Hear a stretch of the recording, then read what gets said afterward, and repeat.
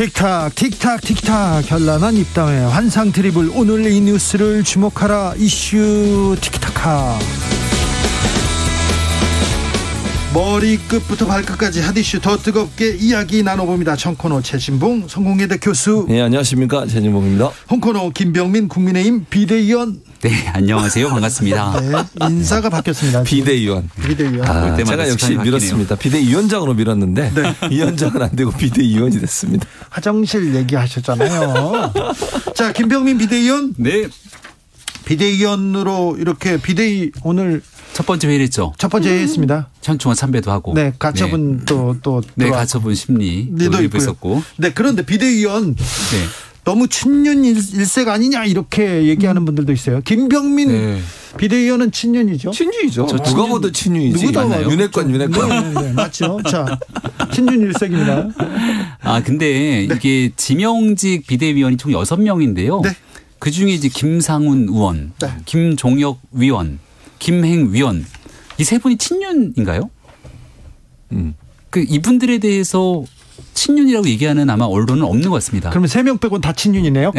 아니, 그러니까 친윤 일색이다 이렇게 표현을 하니까 일색이다. 여기에 대해서 바라보는 시각의 차이가 있다는 말씀을 드리고요. 친윤 이색이라고 하죠. 다양한 대표성과 통합을 중심으로 하는 뭐 그런 것들을 고려했다는. 비대위가 출범했습니다. 아무튼 저 민생을 좀 신경 써야 되는데 가처분 계속하고 있어서 네. 어찌 될지 좀 지켜보겠습니다. 예. 대통령 해외 순방 갑니다. 네, 가야죠. 유엔 총회 기조연설도 있고. 네. 근데 김건희 여사 동행하는 거에 대해서 네. 왜 얘기가 나올까요? 박지원 국정원장이 얘기하던데 당연히 가야 된다. 지금껏 네. 국가원수가 해외 순방할 때 영부인 얘기가 나온 적이 없었잖아요. 없었죠. 근데 이제 아무래도 김건희 여사 관련 여러 의혹들이 생기다 보니까 우려가 있는 것 같아요. 그러니까 지난번에 그 나토 순방 때도 같이 가시면서 이제 그때 장신구 문제가 논란이 됐잖아요. 그거 이제 빌린 거다 이렇게 지인한테 빌렸다고 얘기하고 그것도 아직도 완벽하게 모든 의혹이 풀린 건 아닌데 빌렸다 해도 문제고 또 그걸 또 그런 고가의 귀금속을 빌려주는 것도 좀 상식적으로 이해가 안 되고 그런 논란이 있었고 그다음에 그 본인이 이제 잘 아시는 분 한 분을 또 동행을 했잖아요. 그러니까 공무원도 아닌 분을 함께 1호기에 타서 탑승해서 갔다. 이 문제도 논란이 됐었고 그러다 보니까 논란이 되는 거예요. 그러니까 일반적으로 예전에 대통령들이 부인들이 함께 동행하는 문제는 그런 논란이 없었기 때문에 크게 문제가 안 됐는데 김건희 여사 관련해서는 지난번 나토 순방에도 여러 가지 논란이 있었고 또 김건희 여사가 개인적으로 여러 가지 의혹에 휩싸여 있고 이러다 보니까 결국은 이제 순방에 함께 가는 것에 대한 비판적 여론이 있는 것이고 예산을 들여서 그렇게 굳이 갈 필요가 있느냐. 뭐 저는 개인적으로는 가는 거 뭐 그렇게 뭐 이렇게 반대하지 않습니다. 저는 뭐 그런데 어쨌든 국민적 시선이나 의혹의 문제 민주당에서도 그런 부분에 있어서 예전에 대통령 부인과 다르게 김건희 여사가 여러 의혹이 쌓여 있고 지금 현재도 윤석열 대통령의 지지율 하락에 중요한 영향을 미치고 있는 요소로 작용하고 있잖아요. 이런 문제들 때문에 우려를 하는 거죠. 뭐 말씀 주시는 내용들에 대해서 아마 이번 순방 과정에서 혹시 국민들께서 보시기에 다소 우려스러운 점들까지 고민하면서 순방을 할 거라고 생각을 합니다. 지난날 이제 조금 다른 얘기이긴 한데요. 처음 수해가 윤석열 대통령 취임하고 나서 수해가 났을 때 기민한 대응이 조금 아쉬웠다고 지적하는 분들이 있었죠. 예. 그리고 이번에 태풍 흰남노가 올라오게 됐을 때 굉장히 기민하게 대응을 해서 나름대로 국민 여론이 좋았던 것 같습니다. 박수현 전 청와대 수석도 이번 흰남노 대응 너무 괜찮았다 이렇게 얘기를 하는 것 같더라고요. 네. 그러니까 나토 정상회의가 다자간 회의로서 대통령 취임하고 첫 번째 나갔던 외교 행사였는데 여기서 이제 국민들 보시기에 이런 것들은 좀 고쳤으면 좋겠다 하시는 내용들 아마 대통령실에서 차분하게 고민할 거라고 생각하고요. 해외 순방 대통령이 나갈 때 영부인 문제가 없었냐 하면 김정숙 여사의 버킷리스트라는 제하에 이런 칼럼들까지 게재가 될 정도로 여러 가지 논란에 휩싸였던 적들이 있었죠. 뭐 타지마할 갔던 내용들까지 비롯해서 근데 이런 일들을 굳이 문제 삼으려고 하고 싶지는 않습니다. 그러니까 결국은 대통령과 배우자에 대해서 뭔가 이런 방식으로 가십성 논란들을 야당이 증폭시키게 된다면 정작 유엔 총회 기조연설에서 우리 국익을 위해서 무엇을 얘기를 할까?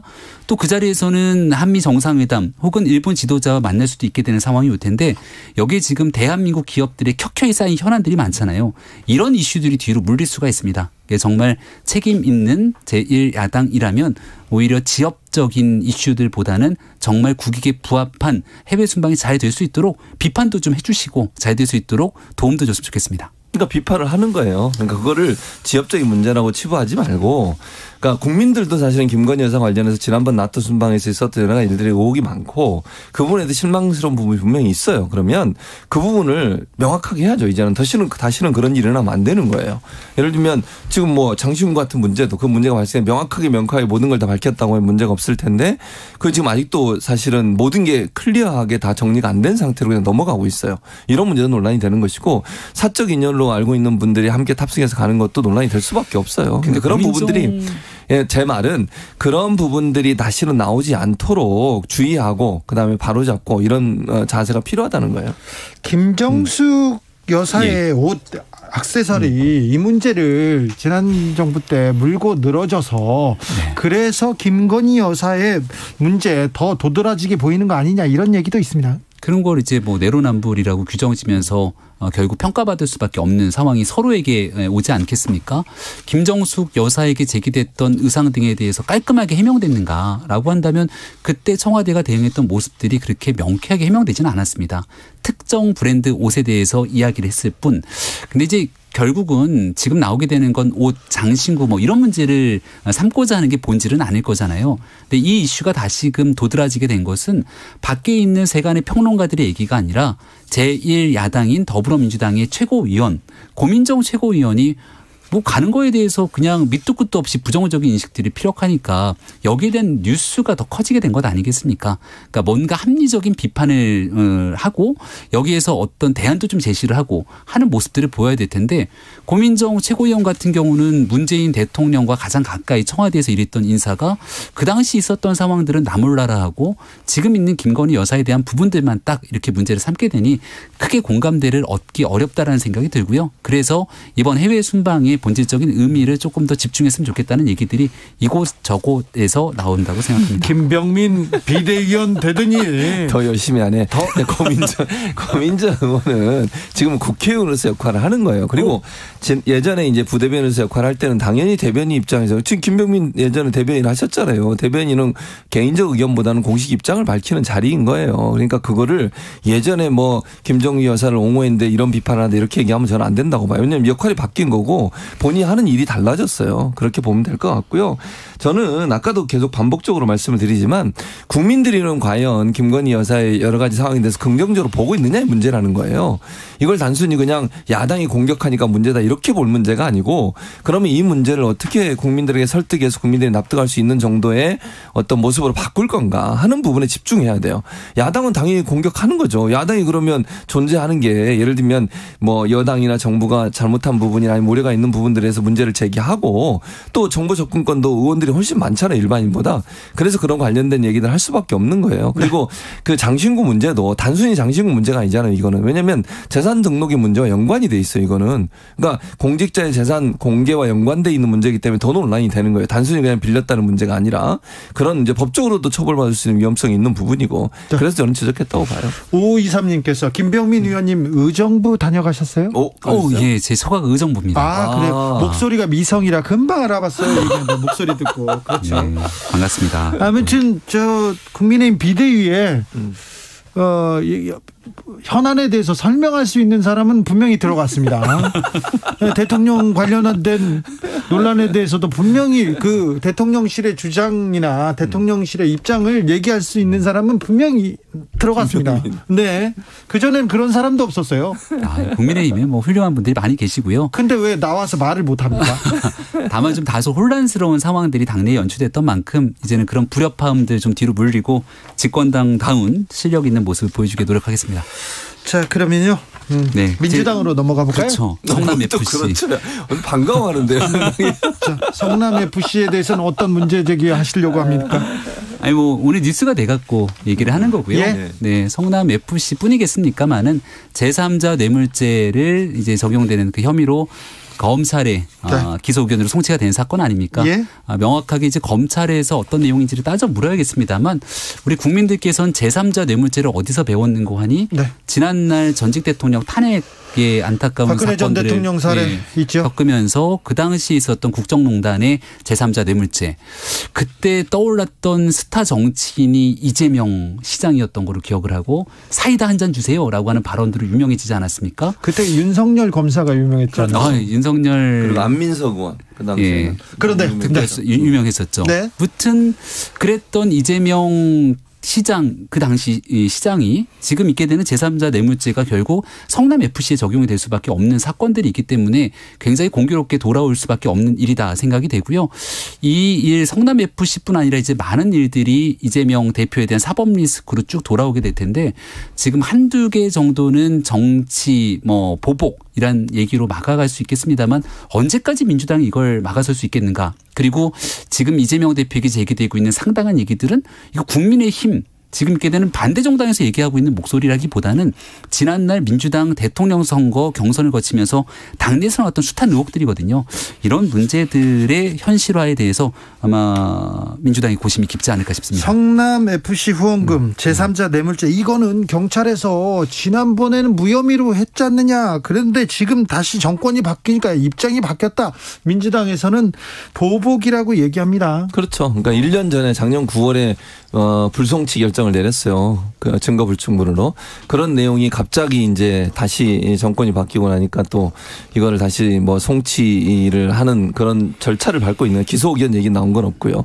근데 명확한 거 한 가지만 짚고 넘어가겠습니다. 첫째는 이번에 그 경찰이 조사하고 나서 이재명 대표가 개인적으로 돈을 받거나 아니면 돈을 연관돼서 어떤 뇌물이나 돈을 받은 적이 없다. 이건 명확하게 나온 것이고요. 후원금에서 어떤 돈이 선거나 아니면 개인한테 간 것은 없다고. 그건 명확하게 밝혔어요. 그러니까 이재명 대표가 개인적으로 받은 돈 아무것도 없다는 건 먼저 명확하게 말씀을 드리고 제3자 뇌물죄 문제인데 이 문제도 저는 법리적으로 지금 너무 무리하게 엮고 있다고 생각해요. 이유가 뭐냐면 성남FC가 그러면 지금 그 김병민 비대위원이 말씀하신 것처럼 예전에 박근혜 정부 때 국정농단 사태에는 경제 공동체라는 이미지가 나왔어요. 의견이 그러니까 그 논리가 나왔었죠. 네. 최순실, 박근혜 두 분이 경제 공동체고 최순실에게 뇌물을 준 것은 결국 박근혜 전 대통령의 압박을 받고 박근혜 대통령의 준 것과 동일한 개념이다. 이렇게 본 거잖아요. 그렇죠. 그러면 이 논리를 그대로 가져오면 성남FC가 이재명 대표와 경제 공동체가 돼야 돼요. 그럼 성남FC는 과연 경제 공동체냐? 지금 현재 성남FC 구단주는 신상진 국민의힘 성남시장이십니다. 예. 그분이 구단주예요. 그러니까 FC라고 하는 성남FC는 시장이 바뀌면 구단주가 계속 바뀌어요. 그거는. 그리고 성남시에 소속된 기관이기 때문에 성남FC에 돈이 들어가면 그 돈은 성남시나 성남시민들에게 도움이 되는 돈이 되는 거죠. 그렇기 때문에 이걸 제3자 뇌물죄로 볼 수 있느냐의 문제라는 거죠. 두 번째는 이게 지자체들이요. 일반적으로 그 땅이 두산에서 건물을 지었던 그 땅이 원래 병원 부지로 정해져 있었던 곳이에요. 근데 잘 아시는 것처럼 분당 지역에는 워낙 병원들이 많아요. 서울대병원을 포함해서. 네. 그래서 아무도 안 들어온 거예요. 그래서 개발이 안 되고 있었던 땅을 성남시에서 가능한 개발을 시키기 위해서 기업들하고 접촉을 했고 그중에 두산이 들어와서 그러면 우리가 본사를 짓겠다고 얘기를 했고 그래서 경제적 이익도 내고 성남시의 경제 발전에 도움이 되고 그중에 기부 체납 형식으로 15% 중에 5%를 FC로 그러면 후원금으로 내라. 이래서 된 거예요. 이 부분에 대해서는 김병민 할 말 많습니다. 아니 그 제3자 뇌물죄가 본인이 직접 받은 게 아니지 않습니까? 여기에 대해서 다른 사람에게 대가성에 대한 부분들 부정청탁이 적용되기 시작하면서 공직자인 내가 받는 것이 아니라 다른 사람이 무언가 부정한 대가를 받게 되고 여기에 대한 청탁이 있게 되는 게 제3자 뇌물죄지 않습니까? 말씀 주셨던 것처럼 경제 공동체라고 엮게 되는 건 제3자 뇌물죄가 아니라 그 사람이 받게 되는 이재명 대표 그 당시 성남시장에게 돈이 갔거나 경제 공동체에게 누군가 갔다 그러면 이재명 당시 시장을 가지고 제3자 뇌물죄가 아니라 뇌물죄로 엮었겠죠. 이 문제를 말씀드릴 수밖에 없고요. 일단은 앞서 얘기를 주셨을 때 정권이 바뀌고 나갖고선 이 내용들이 바뀌었다라고 얘기를 하게 되는데 네. 명확하게 경찰이 수사를 해야 되는데 뜨뜻미지근하게 수사를 안 하는 것처럼 보이다가 문제 없다 이렇게 얘기하니까 막 사람들이 이게 뭐야 했잖아요.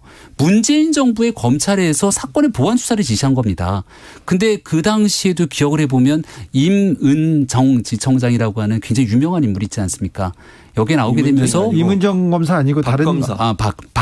예, 제가 이름을 좀 실수했는데 여기에 대해서 명확하게 수사가 진행이 되지 않는다고 하는 의혹들이 나왔기 때문에 그 문제에 대해서 계속 여기에 대한 정치적인 오해들이 좀 쌓일 수밖에 없었던 상황이었고요. 네. 보안 수사를 지시했으니까 지시했던 내용들이 지금 상황에 와서 새롭게 드러났던 일들이다 이렇게 볼 수가 있는 것이고 경찰이 과거에 수사를 해서 문제가 없다 이렇게 판단됐던 경우들이 있었는데 나중에 시간이 지나고 언론이 문제를 제기하고 나니까 그 다음에 문제가 있는 거로 결론이 났던 사건들이 있습니다. 네. 가장 유명했던 이용구 법무부 차관 음주 폭행 아무 문제 없다고 결론이 됐지만 시간이 지나고 다 유죄로 판명되지 않았습니까? 그러니까 오히려 이번 사건 속에서는 유력한 여권의 대권 주자라고 불렸던 정치인에 대해서 경찰이 제대로 수사를 하지 않았던 문제들까지 더 구설수에 오를 가능성이 높다고 생각을 합니다. 심은정님께서 문자 주셨어요. 심은정님께서 지금 국민들은 물가 걱정이에요. 그런데 정치인들이 여야 할 것 없이 국민들에게 정치 혐오감 심어주기 바쁘신 것 같습니다. 얘기합니다. 최지문 교수님. 자, 일단 아까 얘기했던 박은정 검사는 그게 지청장하고 밑에 있는 차장 검사하고 의견이 달랐던 거예요. 박 검사는 경찰의 수사 내용을 봤을 때 불송치 결정이 맞다고 주장을 한 것이고 밑에 차장 검사는 아니다 더 수사를 해야 된다 이렇게 얘기했던 것이고 의견이 다를 수 있는 거죠. 근데 그 의견이 다를 때 차장 검사가 본인은 사표를 던졌다고 얘기해요. 그러니까 이게 어느 것이 맞느냐는 제가 볼 때는 두 사람 의견이 첨예하게 부딪힌 부분이기 때문에 결론 내기 어렵다는 말씀 먼저 드리고 그건 뭐 차치하고 두 번째 아까 얘기했던 경제 공동체 문제가 이 문제와 연관이 없다고 생각하는 이유는 아까 말씀드렸잖아요. 지자체들은요 기업을 유치하고 기업이 그 지자체에 들어와서 경제 활동을 하기 위해서 얼마나 많은 혜택을 주는지 몰라요. 일반적으로. 잠시만요. 모든 지자체장들이 우리한테 투자하세요. 우리 지역으로 오세요. 저희가 혜택을 드릴게요. 그럼요. 이런 얘기는 하잖아요. 땅도 예를 들면 무료로 예를 들면 사용하게 하거나 아니면 세금 혜택도 행정 지원도 해줘요. 이것도 마찬가지 개념이에요. 그러면 그런 논리로 따지면 행정 지원을 해서 기업이 들어와서 거기서 투자해서 이익이 난 그 이익의 개발의 일부를 지자체에 돌려주는 것은 다 제3자 뇌물죄가 돼야 돼요. 그러면. 김병민. 그래서 그 기업에게 용도 변경이라고 하는 엄청난 특혜를 주게 돼서 그 기업이 막대한 이득을 얻게 되는 건다면 그 내용들을 그냥 그대로 아무 문제 없이 기업의 활동이라고 받아들일 수 있겠습니까? 이재명 성남시장 전에 있었던 성남FC 후원금 문제, 이재명 성남시장 퇴임하고 났을 때 성남FC 후원금 문제 전혀 이재명 시장이 있었던 기간 동안 들어왔던 내용들과 다른 상태로 움직였다는 말씀을 다시 한번 드리고요. 이 특정 부지에 대한 용도 변경으로 막대한 특혜를 입게 됐던 게 지금 있게 되는 성남FC와 관련된 두산에 대한 문제가 있고요. 백현동의 4단계 용도 지역 변경에 관련된 문제가 있고 대장동의 개발을 통해서 또 막대한 이득들이 돌아가게 됐는데 가만히 모든 걸 생각해 보면 처음에 대장동 얘기가 나왔을 때 이재명 당시 시장은 뭐라고 얘기를 했냐면 이거 단군 일의 최대 치적이라고 얘기하지 않습니까? 시간이 지나서 범죄 혐의들이 밝혀지니까 말을 바꾸기 시작합니다. 이번 건에 대해서도 기업을 유치했는데 뭐가 문제냐라고 하지만 수사 상황이 진척이 되고 난 다음 똑같은 입장을 유지할 수 있을지 한번 지켜보시죠. 자꾸 이 얘기를 다른 걸로 확대시키지 말고 게 아니고. 지금 현재 이 상황은 보면 이제 두산 문제는 용도 병역을 해야 될 수밖에 없는 이유는 아까 말씀드렸잖아요. 병원 부지로 있어서 다른 게 들어올 수가 없어요. 근데 그 병원 부지는 아무도 안 들어와요. 그럼 그 땅을 계속 놀려야 되는 상황이 되는 거예요. 성남시 입장에서는 개발을 해서 성남시의 재정적 세금도 많이 들어오고 주변이 상권이 살아나서 지역 상권도 살아나고 이렇게 하려는 의지를 갖고서 용도 병역을 해주는 거예요. 그 지자체들 그렇게 해요. 일반적으로. 그래서 이 사업이 들어왔어. 그래서 개발이익이 15%를 지금 개발이익을 환수를 한 거잖아요. 그중에 5%를 FC에 이제 지원을 해달라고 요청을 한 거고. 그래서 들어갔어요. 그럼 그게 과연 뇌물이냐는 거야. 예를 들면 공개적으로 해서 그 성남시가 어떤 그 특혜라고 혜택을 줘서 기업이 들어와서 개발하고 그 개발의 이익의 일부를 성남시에 환원해 주는 거라고 볼 수 있을 텐데 이걸 어떻게 뇌물로 보냐는 거예요. 여기까지 하고요. 김건희 특검법은 어떻게 됩니까? 김건희 특검법은 민주당은 계속 추진할 겁니다. 물론 지금 이제 여러 가지 벽에 부딪혀 있는 부분이 있어요. 예를 들면 법사위원장이 김도우 의원이기 때문에 아마 안건을 상정 안 할 가능성이 있고요. 네. 그걸 패스트트랙을 하려면 11명의 동의가 있어야 돼요. 근데 지금 민주당은 10명이고 시대전환 조정훈 대표가 거기 계십니다. 그거는 네. 지금 반대하는 입장이에요. 그래서 이분이 동의를 안 해주면 패스트트랙에 올릴 가능성은 낮아요. 그럼에도 불구하고 민주당은 계속 이걸 추진할 거라고 저는 봅니다. 이유는 현재 김건희 여사에 대한 여러 가지 불송치 결정 여기에 대해서 여론조사 결과를 보면 상당히 부정적이에요. 국민들은 공정하지 않다고 생각해요. 그럼 이 특검을 추진하는 것이 민주당한테 마이너스 될 게 없다는 거죠. 네. 그런 차원에서 본다면 저는 벽에 부딪히더라도 지속적으로 추진할 거라고 봅니다. 네, 아마 우상호 비상대책위원장 시절이 지속됐다면 이런 무리한 일을 하지는 않을 거라고 생각을 합니다. 이재명 대표도 얘기를 하는 걸 들어보니까 지금 민주당 내에서 다른 의견들이 있다는 점들을 인식하고 있는 상황처럼 보입니다. 그러니까 늘 얘기하지만 이재명 대표가 사법 리스크의 한복판에 뚝하니 놓여져 있지 않다면 과연 이러한 무리한 집권한 지 이제 한 4개월 정도가 지났는데 대통령 배우자에 대한 특검을 주장할 수 있겠는가라는 생각을 할 수밖에 없겠죠. 사안을 달리 바꿔서 좀 생각해 보면 문재인 정부 시절에 관련된 가족에 관한 이슈들이 참 많이 나왔는데 그 수사가 잘 진행되지 않는다 그래서 이거 무조건 특검해라 막 이렇게 갔겠습니까? 지금도 여전히 그 당시에 있었던 이스타항공 이상직 전 의원이죠? 현 의원인가요? 전 의원입니다. 전 의원입니까? 이상직 의원에 관련된 문제들과 대통령 가족에 관한 이슈들 막 불거지게 되는데 그런 일이 있을 때마다 특검하자. 수사가 잘 안 됐으니까 국민 여론이 특검하자 얘기했으면 당시 민주당은 어떤 반응을 보였을까를 한번 생각해 봤으면 좋겠습니다. 사안이 나올 때마다 전 정권 얘기다 이렇게 하실 겁니까? 김병민 비대위원? 그러니까 형평성 있게 민주당이 주장하고 있는 내용들을 그대로 좀 돌려주고 싶은 거죠. 김병민 의원? 네. 국민의힘 비대위는 얼마나 갑니까? 그거는 아무도 알 수가 없습니다. 아무도 몰라요? 왜냐하면 법원의 가처분 결정이 어떻게 결론 낼지 사실은 법원의 판단을 알 수가 없는 내용 아닙니까? 네. 하지만 적어도 일단은 오늘 이제 가처분 신청에 대한 일부 심리가 있었던 것 같은데 네. 현재 비상 상황임을 규정질 수 있는 많은 내용들을 당에서 정리해놨기 때문에 아마 이준석 전 대표가 하고 있는 가처분 신청 네. 인용될 가능성은 현저히 낮다고 생각합니다. 김병민, 최진봉, 김병민 두 분 감사합니다. 고맙습니다. 주진우 라이브 여기서 인사드리겠습니다. 돌발 퀴즈.